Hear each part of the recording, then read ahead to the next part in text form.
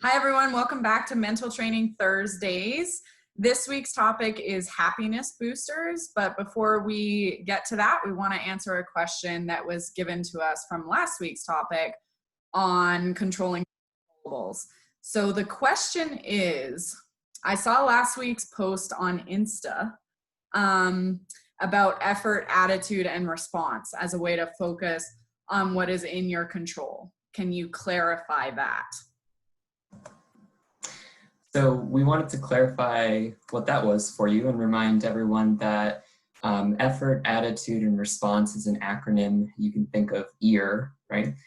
And it's a way to help you refocus your attention from the things that are not in your control back towards the things that you can control, those internal things like your effort, your attitude, your response. So we thought it might be helpful to provide some clarification and some further understanding of that EAR acronym for you by providing a specific example, and that might help explain it a little bit more. So think about the example of if, for example, your coach decides that you're not going to be in the starting lineup for a particular game. That decision has already been made. That is not in your control anymore. And so the coach and the situation of you not playing in that game, those are external variables. Those are things that are out of your personal control. So again, remembering that you want to look towards what can I control. That's about something that is internal. Like we are able to control things that are internal to us. And that's where EAR comes back in. So for this example, for this instance, you might be able to think about the effort that you could put into future workouts or effort in the game in supporting your teammates and like pumping them up, cheering them on. You can control your attitude during the game, even if you weren't starting, and your attitude towards future workouts or practices. And one thing to clarify about attitude, we're not saying that the attitude has to be, I'm okay, everything is fine, I don't feel disappointed or upset that I didn't get to be in the starting lineup. The attitude is really about acknowledging what is your attitude in that present moment and how could that impact you and what you might need to do in order to adjust. And then the response piece, that overall response likely feels disappointing, right? Like if you really wanted to start in a game, that might feel disappointing. And so your response is really about what actions you take from that point moving forward, how you are managing and responding to the thoughts that might be coming up in your mind or any of the emotions that might be happening. So hopefully that gives you more clarity on how you can use our tip of EAR to help with controlling the controllables. And any other questions that you folks have, send them our way. You can email me at mac.brown@colorado.edu. So for this week with happiness boosters, we don't want to just jump into giving you tips on how to maybe boost your happiness because we're so good as humans at avoiding the uncomfortable. So avoiding that disappointment, avoiding the uncomfortable emotion that maybe you're experiencing right now during COVID, during the pandemic, maybe some uncomfortable thoughts or memories, right? We, as humans, we're very good at avoiding those things. And so what we want to do first is introduce a metaphor that can highlight how accepting emotion or thought that maybe is uncomfortable or just in general, anything that you might be experiencing internal is the first step prior to then maybe engaging in behaviors that could be helpful. So we want to acknowledge those things. So imagine a ball in a pool is what I was getting at. So imagine a ball in a pool, and that ball can represent those uncomfortable thoughts or feelings or memories, things that maybe your first instinct is to push away or avoid. Now imagine that you're pushing those things, the ball, under the water. Okay, and if you've ever done that in a pool, maybe it's a lake, maybe it's the ocean, it's hard. Like, you're holding that down, and your arm, if you're doing that for a long period of time, your arm's going to get tired. And there's a lot of focus and energy going into holding that ball under the water. The thought, the feeling, you're kind of pushing it down, you're avoiding it, right? And at the same time, when you're doing that, can you swim to the other side of the pool? Can you go and engage with your friends or your teammates or your partner, or, you know, so on and so forth, in a way that you want to? Probably not, because you're so focused on avoiding these uncomfortable thoughts, feelings, memories, right? Time and energy is focused in that.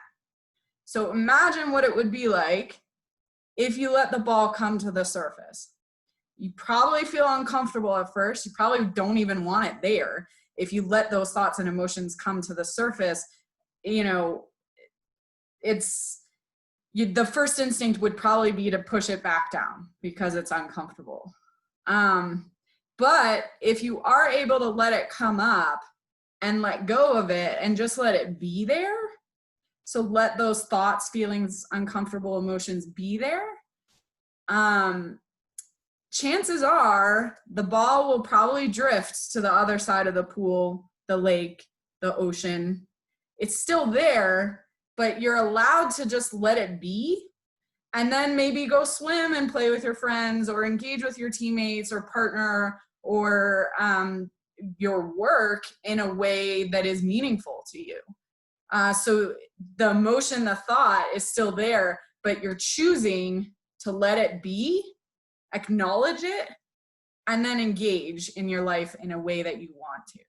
So with that metaphor, the idea there is to, regardless of whether the emotion is comfortable or uncomfortable, so if it's happiness or if it's disappointment or frustration or sadness, we have, as humans, a range of emotions, right? And we want those emotions, we want to experience all of those emotions.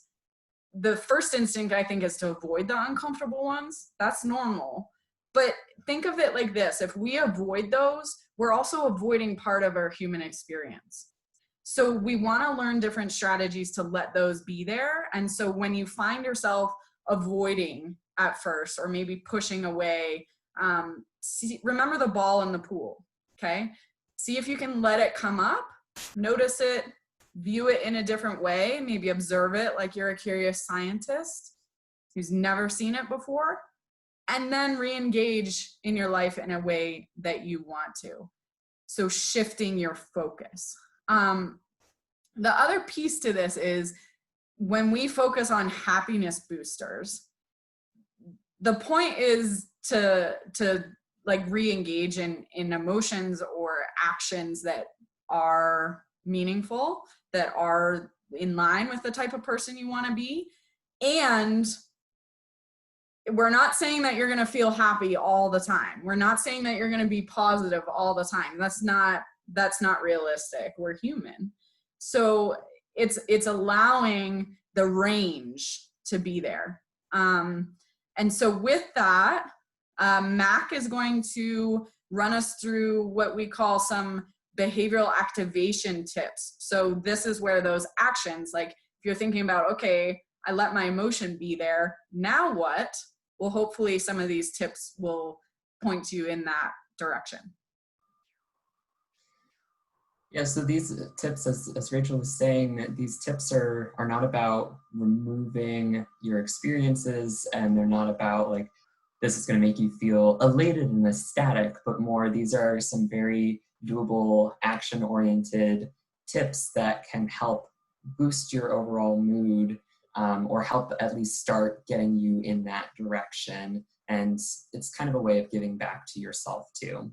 So some of these tips and behavioral activation strategies are pretty simple, actually. So it could be something as simple as actually, getting yourself up on the right side of the bed, so to speak. That's a saying that, people might reference if, you've had a bad day and you're like, oh, who woke up on the wrong side of the bed? The idea behind this one being, start your day off and set an intention for your day. And that can be something as simple as making your bed and just feeling yourself priming that, everything's organized, you've completed a task. It's a pretty simple task, and it takes, 2 minutes in the morning or less, and that's something you've already accomplished for the day, and you're saying, hey, like, I'm setting myself up the way I want to for the day. So that's one quick and easy one. I know it'll probably echo some tips or comments from parents maybe when we were younger saying, like, make your bed. There's a point behind it though. Something for any Grey's Anatomy fans out there, everyone can recall this from times watching where Christina and Meredith and some of the other characters would have a dance break and a dance party. There's actually a lot behind that kind of happiness booster tip to get some movement going, dance, be silly, kind of get away from your thoughts for a moment and just focus yourself into something that's enjoyable and that is releasing some energy, getting some endorphins going. And this could be to your favorite song. One tip there, however, is not to pick a song that would be something that would allow you to like wallow in a space or an emotion that isn't necessarily the one that you're looking for if you're trying to move through it and beyond it. So try and pick something that is a little bit more upbeat or encouraging or motivating for you. I'm going to briefly just reference that another tip, and you can learn more about it if you reference our library of resources on our website. When we talked about the power of gratitude, is the idea of using a gratitude break or reflection, which can be at either the beginning of the day or the end of the day, where you're just taking a moment to think about 2 or 3 things that you're really grateful for having experienced that day. That kind of reflection can bring a lot of like regrounding in our experiences of something that really makes us feel fulfilled and positive. So those are 3 activation tips and strategies that are specific to yourself. One additional one that we wanted to add today was the idea of boosting your happiness by also thinking about a greater meaning or a larger why. And so something that can be helpful is when you're looking at your to-do list or things that you need to get done, you could also frame it and think about how some of these to-dos might actually have an impact on someone else. And that idea of being able to do and accomplish something that's both for you and having impact for someone else in a positive way can have a lot of benefit to you. There's a lot of research that shows a sense of meaning increases your own motivation to get stuff done. It can boost your resilience and help you get through some of those challenges or struggles when you're stressing.